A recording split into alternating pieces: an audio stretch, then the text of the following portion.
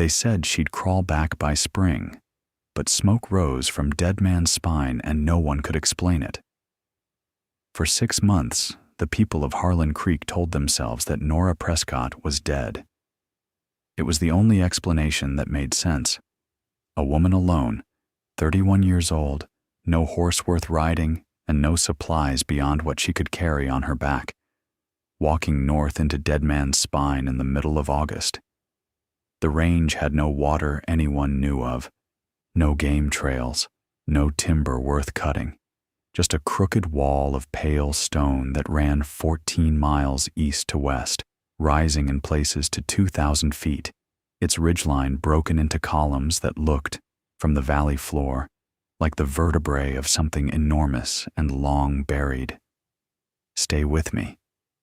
Because Nora Prescott did not die, and what she built inside that wall of stone would, within 2 years, change the way an entire territory thought about survival. But that part comes later. To understand what Nora did, you have to understand what was done to her first. She had come west in the spring of 1882 with her husband, Thomas Prescott, a carpenter from Bethlehem, Pennsylvania. Thomas was a quiet man with square hands and an honest way of pricing his labor that made him both respected and poor.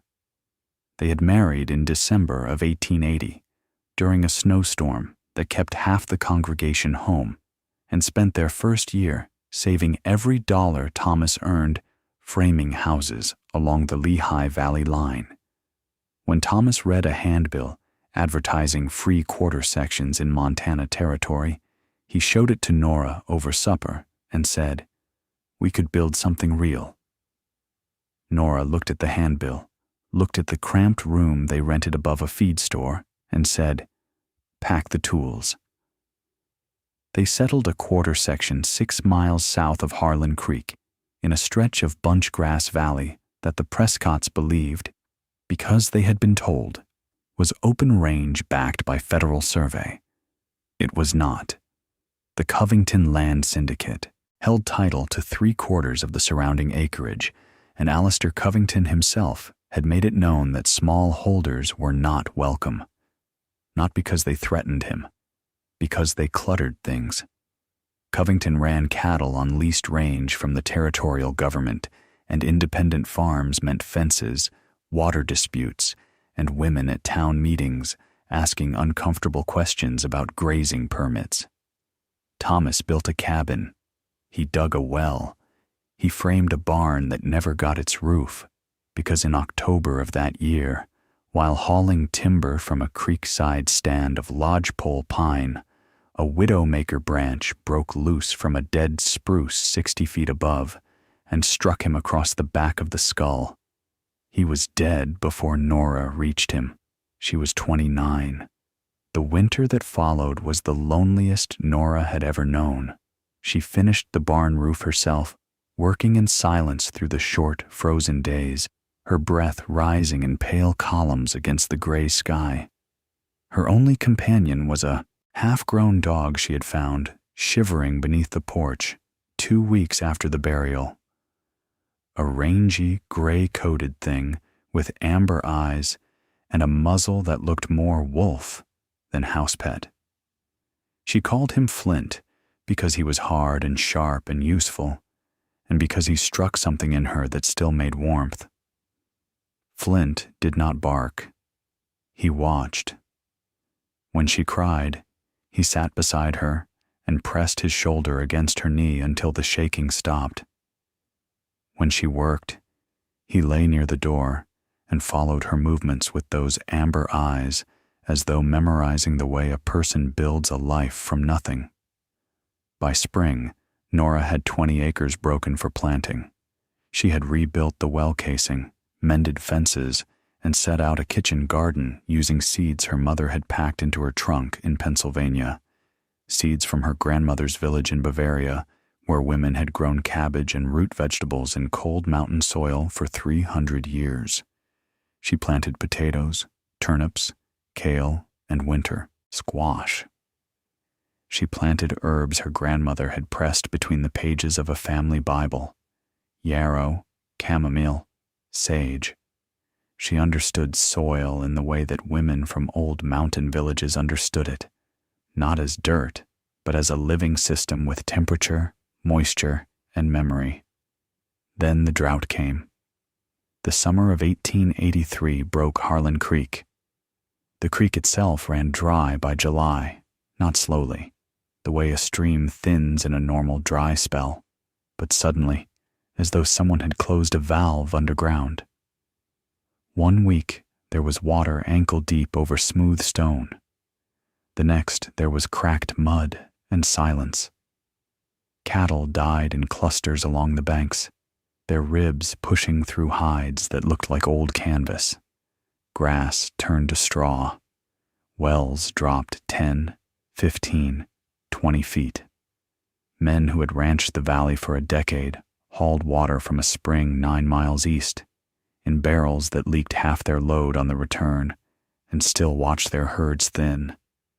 The heat was relentless.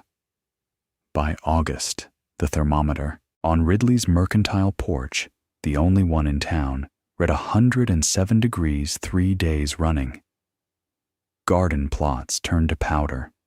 Even the sagebrush looked defeated, its gray leaves curling inward as if the plant was trying to fold itself out of existence. Nora's well held longer than most, but by August it too was giving sand. Her garden wilted. The quarter section that Thomas had believed would be their future looked by late summer like a dead man's arithmetic, numbers that didn't add up no matter how many times you checked them. And then Covington's men came. They arrived on a Tuesday morning in September, 3 riders and a man in a buckboard carrying a sheaf of papers. The papers said what Nora already knew, that the Syndicate's title predated the federal survey, that her claim was void, and that she had 30 days to vacate. She did not argue. She had seen what happened to the Haskell family 2 valleys over, who had fought the Syndicate in territorial court and lost not only their land, but their savings, their livestock, and the respect of neighbors who couldn't afford to take sides. Nora packed what she could carry: tools, seeds, a cast-iron Dutch oven that had belonged to her grandmother, her mother's Bible with the pressed herbs still marking psalms, a coil of good rope, a hand drill, 2 blankets, a small bag of nails. She loaded it all onto a travois she built from 2 lodgepole poles and a piece of canvas, hitched it to her mare, a stout Roman-nosed bay called Birch, and walked north. Flint trotted at her heel. Jonas Ridley, who ran the mercantile in Harland Creek, watched her pass through town without stopping. He told his wife that evening, "She's walking into Dead Man's Spine. She'll be back before the first snow, or she won't be back at all." He was wrong on both counts. What Nora found inside Dead Man's Spine, she had suspected for months. The previous autumn, before the drought had fully set in, she had ridden Birch along the base of the range, looking for stray cattle. Near the western end, where the stone dropped into a jumble of broken slabs and scrub juniper, she had noticed something. The juniper was green. Not the dusty, half-dead green of drought-stressed timber, but the deep, almost black green of well-watered growth. And the air near the rock face was warm, not sun-warm, earth-warm, the kind of warmth that rises from deep places. She had dismounted and pressed her hand against the stone. It was blood temperature, even in the shade. A thin crack ran vertically through the slab, and from it came a breath of moist air that smelled of mineral and moss. She told no one. Now, in September of 1883, she returned to that crack with her travois and her tools and her dog. She spent 3 days clearing brush and widening the gap, working with her hand drill and a cold chisel she had sharpened on a river rock. On the 4th day, the crack opened into darkness, and from that darkness came a sound she had not expected. Running water. The passage was narrow, barely wide enough for Birch to squeeze through with the travois removed, and it descended at a steady angle for perhaps 200 feet before opening into a space so large that Nora's lantern could not find its walls. She stood in the mouth of a cavern that was, she would later estimate, 300 feet long and 120 feet wide, with a ceiling that rose in a natural dome some 60 feet above the floor. The air was warm. She guessed 55 degrees, perhaps warmer, and humid. A stream ran along the far wall, emerging from a fissure in the limestone and disappearing into another. The water was clear and tasted of clean stone. It was not hot, exactly, but it was warm enough to keep the cavern's temperature stable even in the coldest months.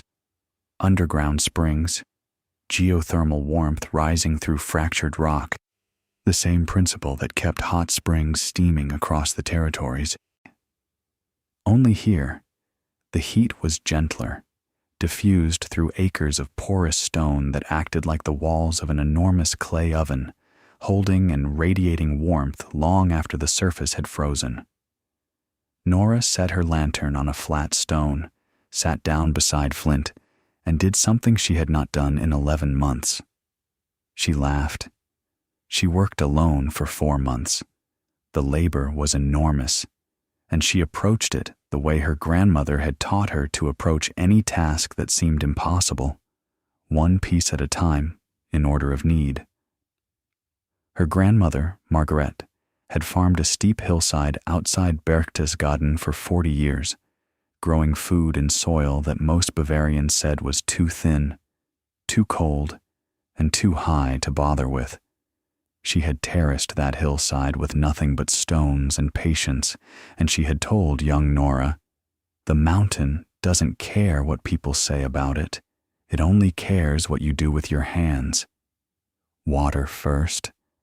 She traced the stream to where it pooled in a natural basin near the cavern's eastern wall and built a low stone dam to deepen it, 18 inches at first, then 2 feet once she found a seam of clay she could pack between the stones to seal the gaps.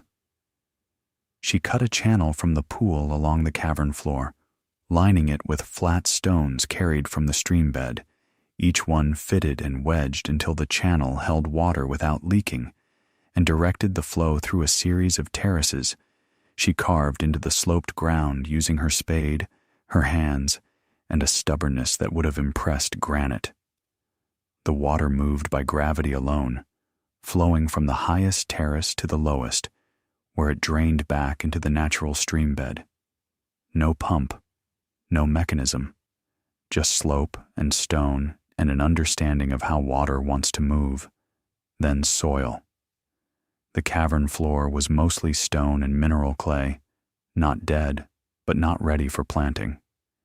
She hauled in decomposed leaf litter from the juniper stands outside, mixed it with the mineral clay and the manure Birch had been providing since their arrival, and spread it across the terraces in layers 6 inches deep.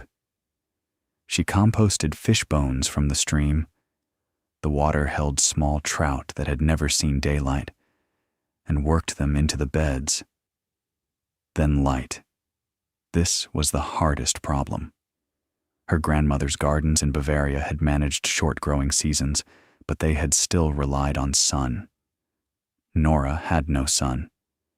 What she had was warmth, moisture, and the memory of a passage her mother had read from a book about growing mushrooms and root vegetables in German mine shafts during the wars of the 17th century. Some things grow in the dark. She planted potatoes, turnips, and beets in the terraced beds. She started mushroom logs using spores she cultivated from wild specimens found on decaying timber near the cave entrance. She grew kale and chard under the reflected light of polished tin sheets she angled to catch the narrow beam of daylight that entered through the cave mouth during the morning. Hours. Not enough light for fruiting crops, but enough for greens that were accustomed to mountain shade. By December, the first potatoes had set. The livestock came next. She brought Birch inside permanently when the temperature outside dropped past 0. She built a pen for the mare in a natural alcove near the stream, where the sound of water kept the horse calm and the warm air kept her healthy. In November, she had found 2 half-starved goats wandering the lower slopes, abandoned, she guessed, by a family that had left the territory and brought them in as well. The goats ate scrub juniper and dried grass she gathered from the slopes, and within a month they were giving milk. The water wheel she built in January. It was a simple thing. A 4-foot wheel carved from split pine, set in the stream where the current ran strongest, turning a shaft connected to a grinding stone she had shaped from a slab of sandstone.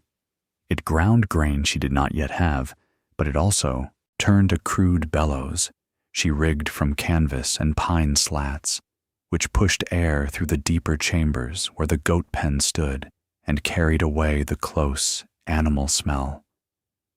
At night, she sat by the stream with Flint beside her and listened to the wheel turn in the dark.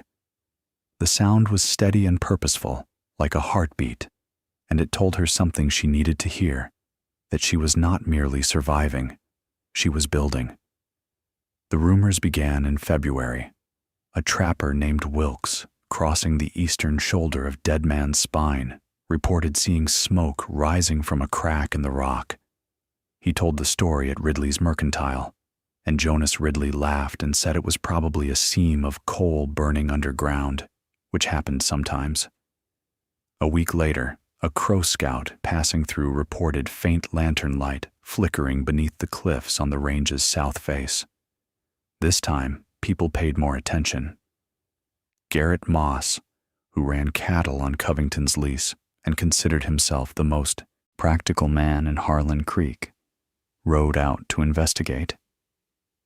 He found the entrance, the crack Nora had widened, and called into the darkness.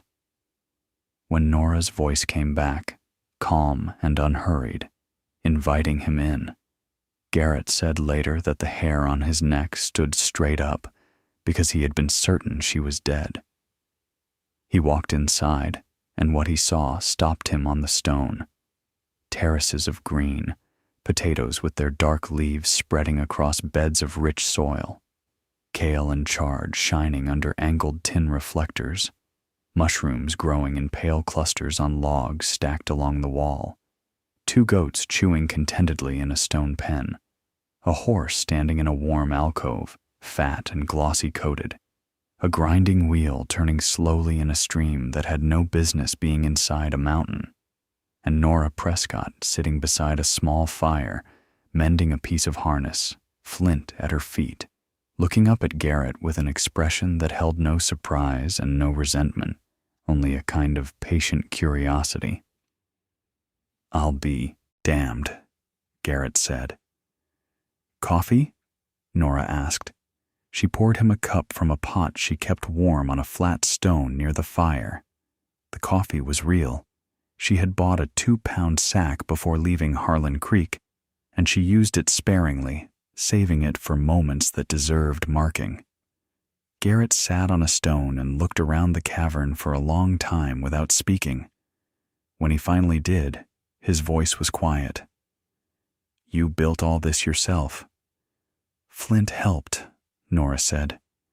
The dog's ears moved at his name, but his eyes never left Garrett. "Nora, there are families in the valley running out of hay. The Wheelers lost 6 head last week. The Parsons girl has been sick since Christmas, and they can't keep the cabin above freezing." Garrett set down his cup. "People are hurting." Nora looked at the stream. The wheel turned, slow and steady. "Then bring them," she said. The winter of 1883 to 84 was the worst in 12 years. Temperatures dropped to 38 below in January. Snow buried fence, posts. Livestock froze standing up.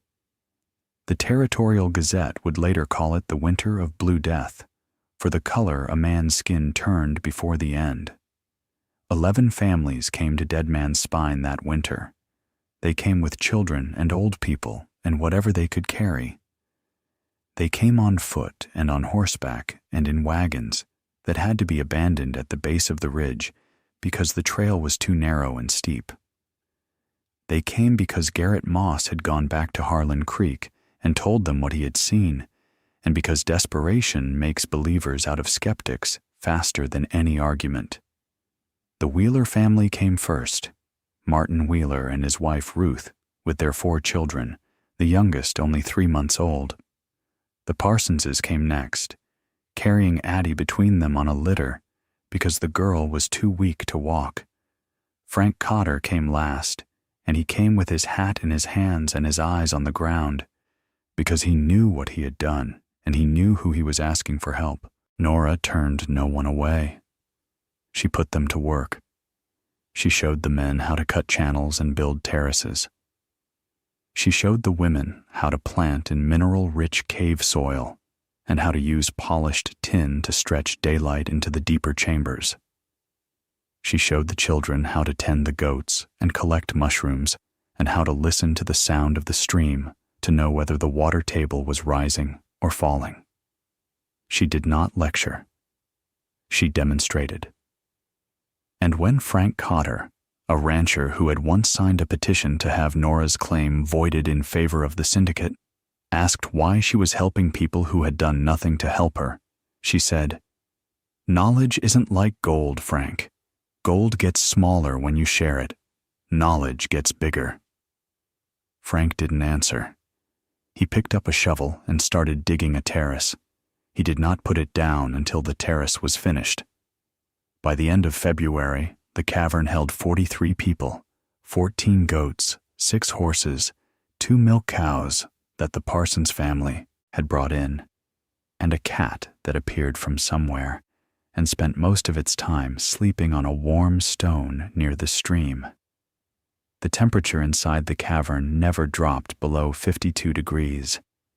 Outside, the world was a white, silent killing ground. Inside, children laughed and goats bleated, and the water wheel turned and turned, grinding salvaged wheat into flour that Nora baked into bread in the Dutch oven her grandmother had carried from Bavaria to Pennsylvania, and that Nora had carried from Pennsylvania to the inside of a mountain no one had thought worth entering. Spring came late that year, but it came. The families went back to their claims, those who still had claims, carrying seeds Nora gave them from her stores: potatoes, turnips, kale, beet.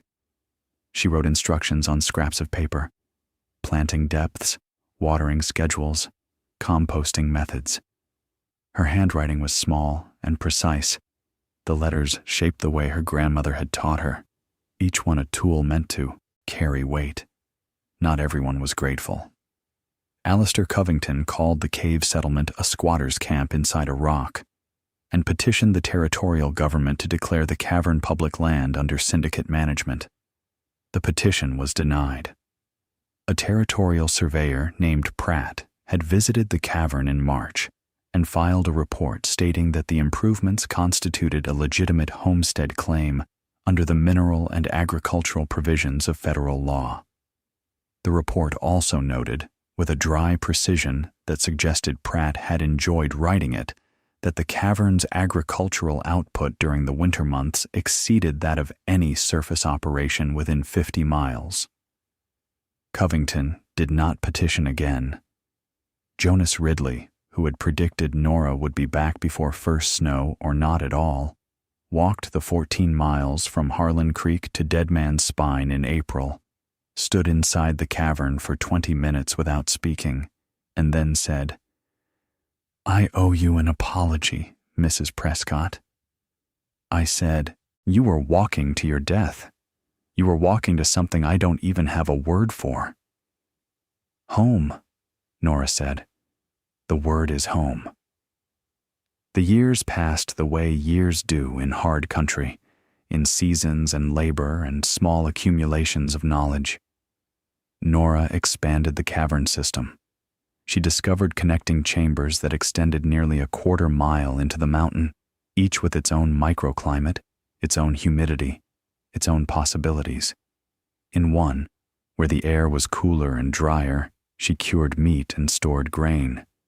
In another, where a second spring seeped through a wall of calcite, she built a second set of terraces and grew things she hadn't dared try before: carrots, onions, even a small stand of winter wheat under a system of reflectors that she spent 3 months perfecting. She took on students. The Parsons girl, Addie, who had been sick that first winter, grew into a sharp-eyed young woman who understood soil chemistry the way most people understood weather, instinctively and deeply.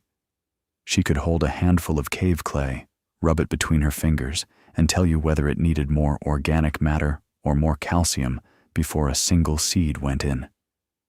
She stayed at the Cavern for 4 years, learning everything Nora could teach her, and then went south to the Colorado mining camps, where she built underground gardens that fed 300 miners through the winter of 1891. Miners who had eaten nothing but hardtack and salt pork for months wept at the sight of fresh greens growing 100 feet below the surface. Others came. A young Shoshone man named Henry Whitehawk spent 2 seasons learning the terrace and water channel systems and adapted them to a series of natural caves on the Wind River Reservation, where they still functioned 30 years later.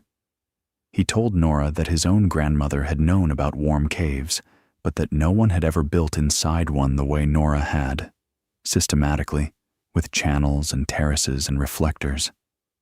"You didn't just find the warmth," he said. "You organized it." A former cavalry officer named Douglas learned mushroom cultivation and later wrote a pamphlet titled "Agriculture Without Sun" that circulated through the territories and was reprinted twice. Nora taught them all the same way, by doing. She would explain the principle: why warm stone holds heat, why running water prevents stagnation, why root crops tolerate darkness because their energy comes from the starch in their seed, not from the light on their leaves. And then she would hand them a shovel, or a seed, or a chisel, and say, "Now you." She never raised her voice. She never repeated a lesson twice. If someone failed, she would stand beside them and watch until they found the mistake themselves, and then she would nod. And that nod was worth more than any praise, because it meant she believed they could learn. Flint died in the autumn of 1889. He was old, 12 years, maybe 13, no one knew exactly, and he went quietly, lying beside the stream in the main cavern, with his gray muzzle resting on his paws. Nora sat beside him until the amber went out of his eyes, and then she buried him near the cave entrance, under a juniper that had grown thick and tall in the years since she had first cleared the brush away. A month later, one of Flint's pups, born 3 years earlier from a litter sired by a ranch dog from the Parsons homestead, walked into the cavern and lay down in exactly the same spot by the stream. He was gray-coated and amber-eyed and silent, and Nora called him Ember because he was what was left after the fire.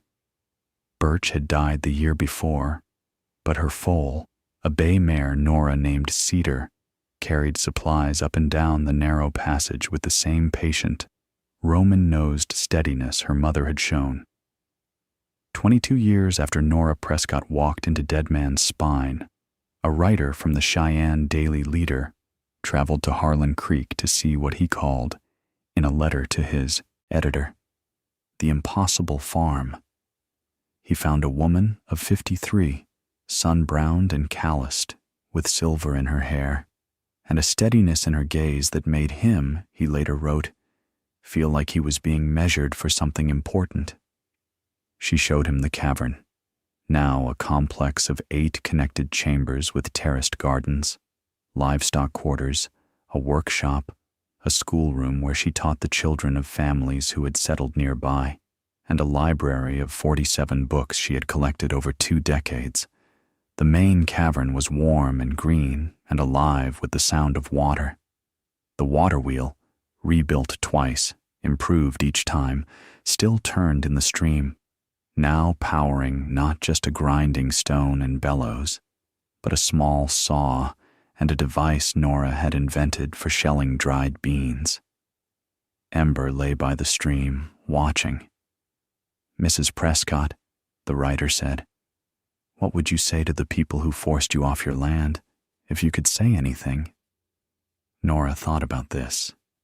She stood beside the terrace where the first potatoes had grown 22 years ago, in soil she had carried in her hands. "I wouldn't say anything to them," she said.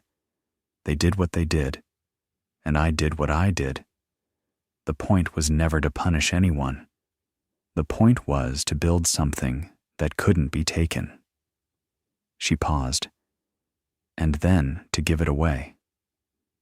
The writer published his article in June of 1905. It was titled "The Woman Inside the Mountain," and it was reprinted in papers from Denver to St. Louis. Within a year, territorial agricultural agents were visiting the cavern to study Nora's methods, and the phrase Prescott terracing entered the vocabulary of frontier farming like a word that had always been there, waiting for someone to say it. Nora Prescott lived to be 76 years old. She died in the spring of 1927 in the main cavern, on a cot she had set near the stream so she could hear the water. Ember's grandson, a gray dog named Ash, with the same amber eyes and the same habit of pressing his shoulder against her knee when she grew still, lay at her feet. Cedar's granddaughter, a bay mare called Thorn, stood in the alcove nearby, pulling hay from a manger built of stone that Nora had laid 30 years before. Addie Parsons, who had gone on to build underground gardens across 3 territories and had just turned 57, was there. Henry Whitehawk's daughter was there. Douglas's son was there. Garrett Moss's grandson, a young man named Paul who had never known a winter without root vegetables from stone-terraced gardens, was there. They had come because word had spread, the way it always did in that country, quiet and sure, carried by people who knew what mattered. In her final days, Nora spoke very little. She listened to the stream. She ran her hand along Ash's gray coat. She watched the lantern light play across the ceiling of the cavern and remembered, perhaps, the first time she had stood in that darkness with nothing but a flame in her hand and a sound like the earth breathing. Nora's last words, spoken to Addie, were simple. "There's always more to find." Addie nodded. She understood. It was not a statement about caves or gardens or terraces. It was about the way a single life, lived with patience and attention, could crack open a world that everyone else had walked past. It was about the stubborn, quiet faith that exile is not the end of a story, that sometimes it is the beginning if you are willing to dig. Outside, the juniper over Flint's grave had grown into a broad, dense tree. Birds nested in its branches. Snow melt from the ridgeline fed the roots and ran, as it had always run, down through the cracks in the stone, into the mountain, where the stream still turned the wheel, and the wheel still ground the grain, and the dark, warm earth still grew what people needed to survive. The lantern light flickered in the passage. It had never gone out.